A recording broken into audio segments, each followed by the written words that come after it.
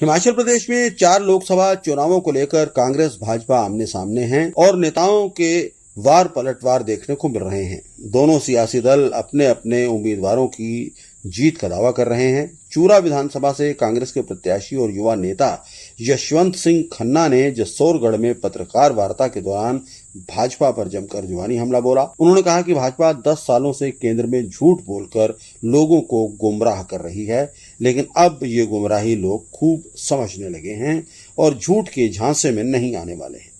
उन्होंने कहा कि हिमाचल में भाजपा का अहंकार उन्हें ले डूबेगा और भाजपा झूठ बोल रही है। उन्होंने कहा कि सरकार तो 4 जून को बदलेगी ही, लेकिन केंद्र में भाजपा की सरकार हटाकर कांग्रेस की सरकार सत्तासीन होगी। उन्होंने कहा कि लोगों का विकास भी तभी संभव होगा जब कांग्रेस सत्ता में आएगी। यूपीए सरकार में बतौर मंत्री रहे आनंद शर्मा की भारी जीत की भी उन्होंने बात कही है। और चुनावों के अंदर या बीच का जो माहौल है वो बिल्कुल शांत है। जब जनता शांत होती है तो उनके दिल में कुछ ना कुछ तो चला होता है।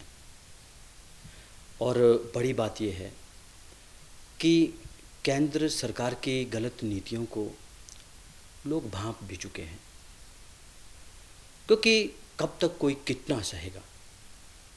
सहते सहते 10 साल बीत चुके हैं और लोग अपने आप को इतना घुटन में महसूस कर रहे हैं।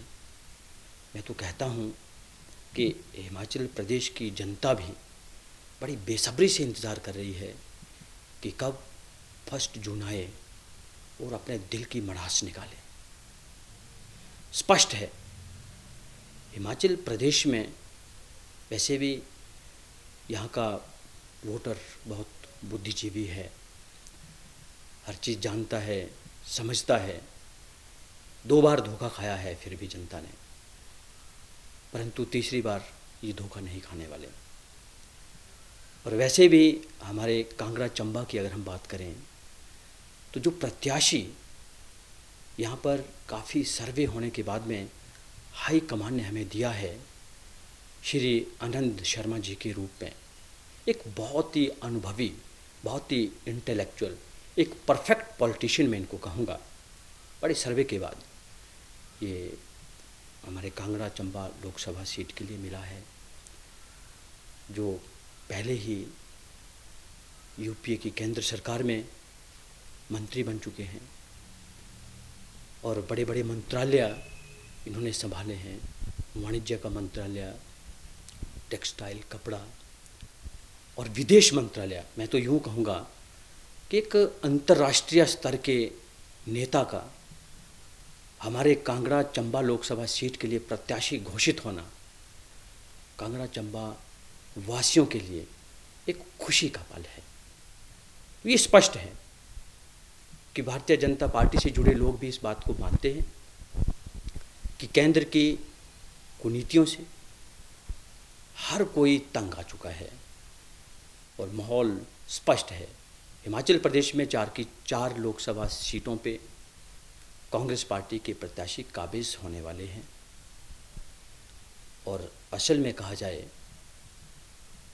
तो लोगों के अच्छे दिन 4 जून को जब रिज़ल्ट घोषित होगा उसके बाद आना शुरू होंगे। मैं भी एक कर्मचारी रहा हूँ। बतौर प्रवक्ता रसायन शास्त्र मैंने 12 सालों तक अपनी सेवाएं दी थी एजुकेशन डिपार्टमेंट में।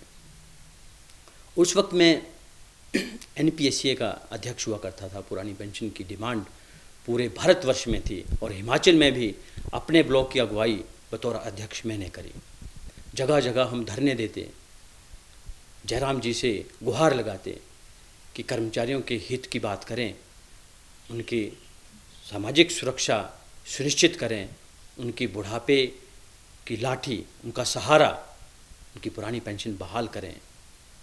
तो ऐसी बेतुकी सी टिप्पणियाँ, ऐसे बेतुके से जवाब सामने से आते थे कि जिसको पेंशन चाहिए वो नौकरी छोड़े, इलेक्शन लड़े और पेंशन का हकदार हो जाए। ये क्या बात हुई? फिर जब बारी आई तो उन कर्मचारियों ने तख्ता पलट के रख दिया।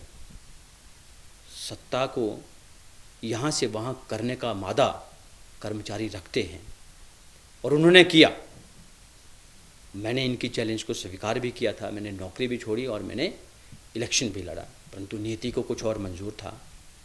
परंतु हिमाचल प्रदेश में कांग्रेस पार्टी सत्तासीन हो गई।